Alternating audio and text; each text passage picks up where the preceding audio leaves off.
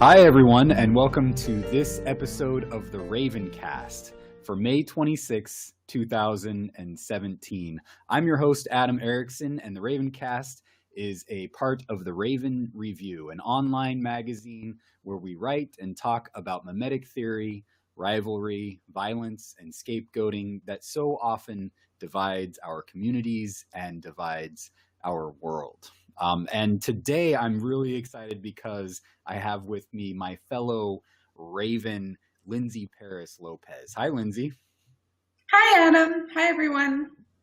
How's it going today? Today is a good day. Awesome. Sweet. Yeah, today is a good day because we're going to be talking about Chelsea Manning. And Chelsea Manning, you will remember, was commuted. Is that the right term? Commuted by Barack Obama, which is different than what is the other word that they use? Pardoned. Different than pardoned. Do you know the difference between being commuted and pardoned? I believe that being pardoned means you have been cleared of wrongdoing. Being commuted means you have been granted mercy, but the records still show that you have done something wrong. She is a free woman now. She has gone through trial and she has served 7 years in prison, and now she is a free woman as of last week. So I've been thinking about this for more than a week, but leading up to her freedom, I've been thinking about how to properly celebrate and honor her because she is a hero. I believe that she deserves not just a pardon, but a medal. I mean, a pardon gives the impression that what was done was wrong, but she didn't do it. A pardon gives the impression that she did not do wrongdoing that occurred. But Chelsea Manning is a whistleblower who exposed wrongdoing, and some people think that the exposure of the wrongdoing is a wrong in itself because she did give classified information to the publication WikiLeaks. I think that information that she shared did need to be public, and WikiLeaks took care to redact anything that would be so sensitive that it would put soldiers or diplomats in harm's way. So it was found at her trial that there was not damage done from her leaks, except in the sense of the embarrassment to the United States. And it did kind of throw off the U.S. agenda because, I credit Chelsea Manning with ending the Iraq War. That's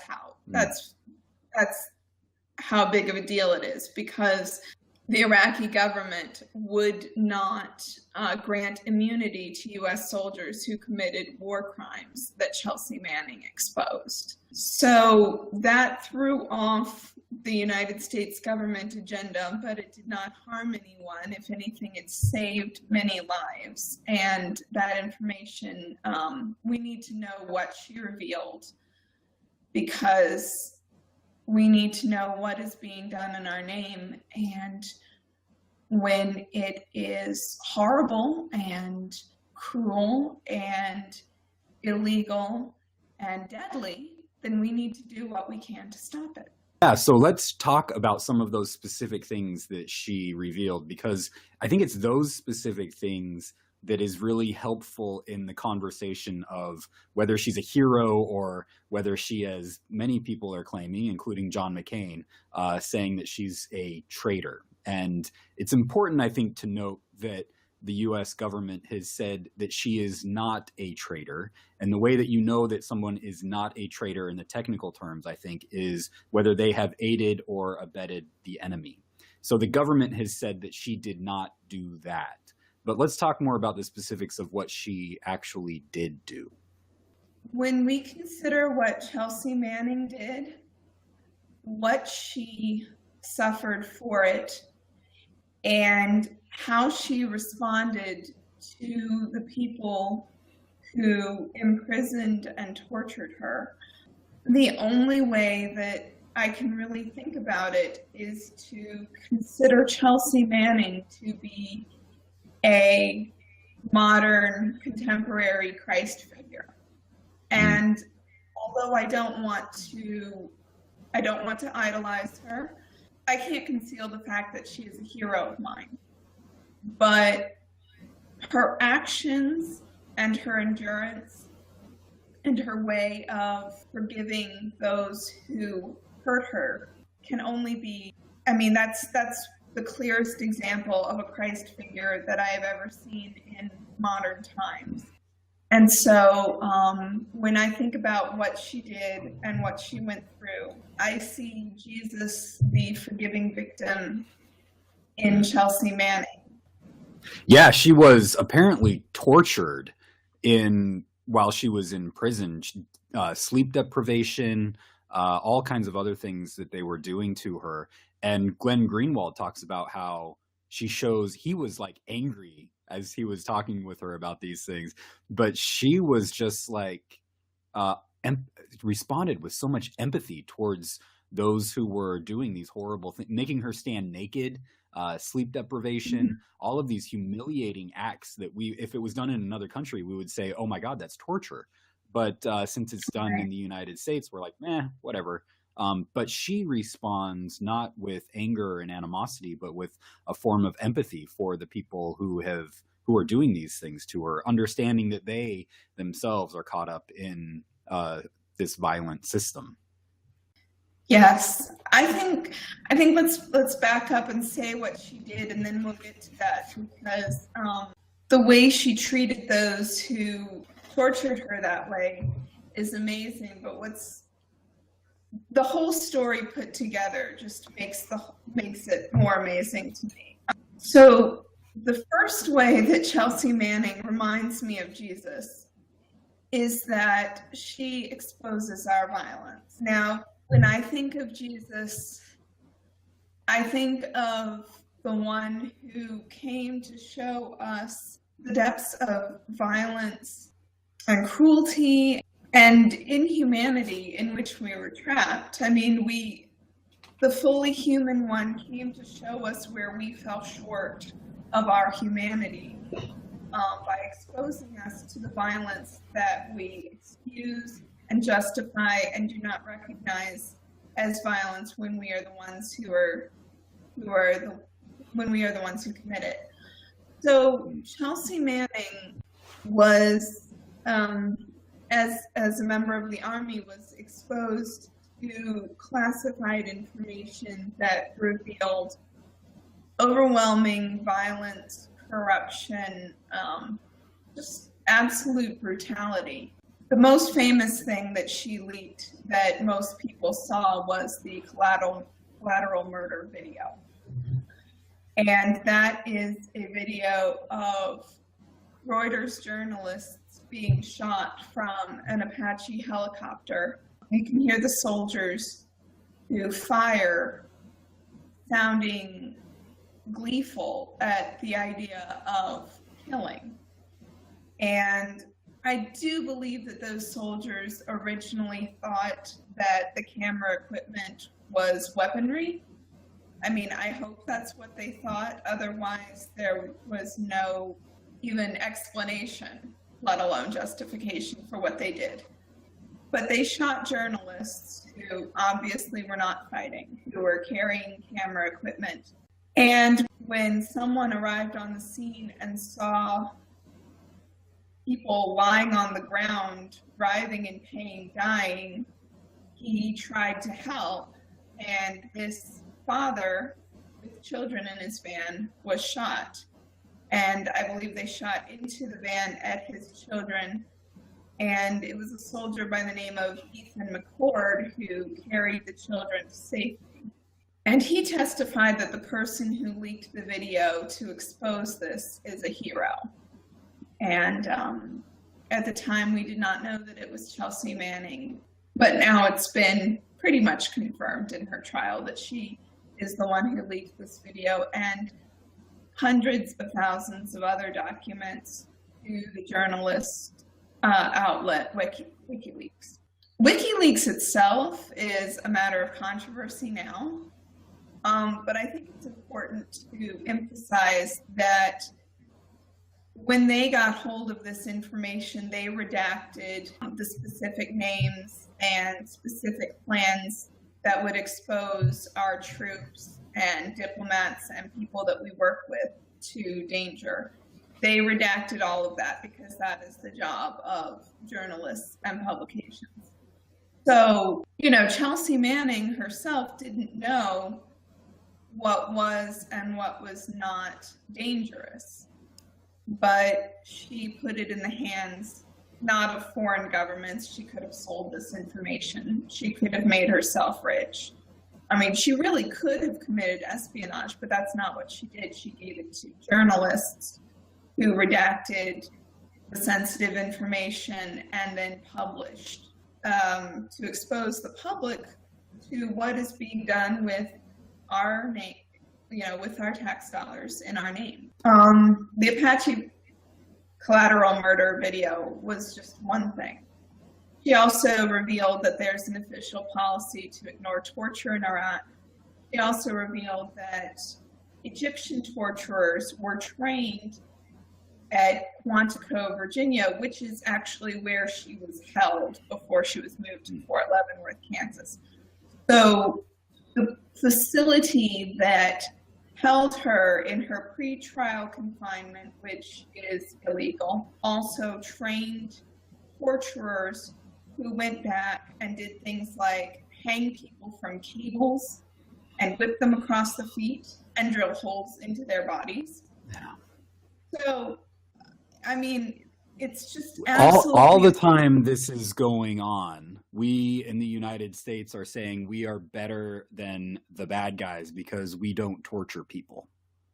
So we're giving this myth that we don't torture people because our violence is good and their violence is bad. And the whole time that we're being told this lie, it's happening.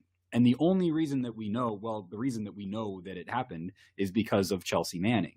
I, for one, don't want my country to be involved in this kind of torture that's going on. So this is, I think, one of the reasons that I think you are exactly right, that Chelsea Manning is a hero in all of this. She sees the violence that is out of control that's going on. She sees the lies that we are being told by our own government, and she exposes it.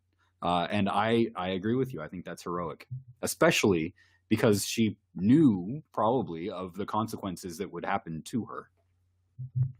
Right. There was a risk involved, and the way she got caught was she confessed what she did to someone who said he was both a journalist and a priest. So he said, either way, you can have immunity, you can be a protected source, and it's a confidentiality agreement. So when you confess to a priest, you are not in danger of being prosecuted for your confession. However, I think that when Chelsea Manning made her confession, I don't think she expected to be exposed right away, but she mentions that she does expect for someone to find out eventually. She says in her own words, and I believe these are from the chat logs between her and Adrian Lamo, the man who said that he would hold all of her confessions in confidentiality. She said, "I'm not so much scared of getting caught and facing consequences at this point as I am of being misunderstood." So, she has just revealed corruption and brutality of the most powerful government in the world. And I do not think that she thought she could get away with it forever. So she knew something would happen to her. And she knew that, I mean, I think she did know that she would be misunderstood by some, because obviously she feared it. And it's very hard to go up against a Goliath like the US government and to see the extent of the brutality that we're capable of and not expect some level of retaliation. So that is what she did. She did not go and turn herself in, but when she was captured, she did not resist, and I think she was expecting to be captured at some point. Can you, just want to end here in a few minutes, but can you reaffirm or make the connection between Chelsea Manning as a Christ figure? Because I think that this is going to be a big step for a lot of people, not just to move from seeing her as a traitor to seeing her as a hero, but then to seeing her as the closest figure that you have seen to a Christ-like figure. Well, first of all, people are going to watch this and some are going to say that it's outrageous to compare Chelsea Manning to Jesus. I'm not saying that she is Jesus, but what I am saying is that in the baptismal covenant, in my tradition, the Episcopal tradition, we are taught to seek and serve Christ in all persons.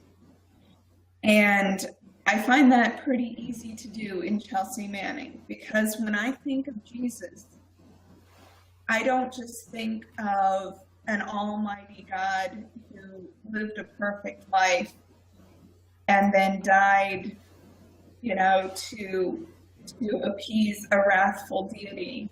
What I think of when I think of Jesus is the victim who exposes us to our own victimization and the one who points out our own violence to us. And of course, that's exactly what Chelsea Manning did. And it's very difficult for us to accept the idea that we can be cruel, that we can be brutal, that our violence can be completely unjustified. Chelsea Manning herself went into the military because she thought there was a justification for violence. And honestly, I think she does still think that. I think she still thinks that there may be a good reason for violence. But now she herself has seen arbitrary violence, she has seen violence without reason, violence for the sake of cruelty, and she herself has experienced it. And after everything she went through, she has not lost her faith in humanity. She could see the humanity in the people who tried her and convicted her and sentenced her to 35 years of prison. She could see the humanity of those who forced her to stand naked for hours. She could see the humanity of those who punished her with solitary confinement for things like having an expired tube of toothpaste. And this is after years of pretrial solitary confinement. She could empathize with them and do her best to understand them and not hold anger against them.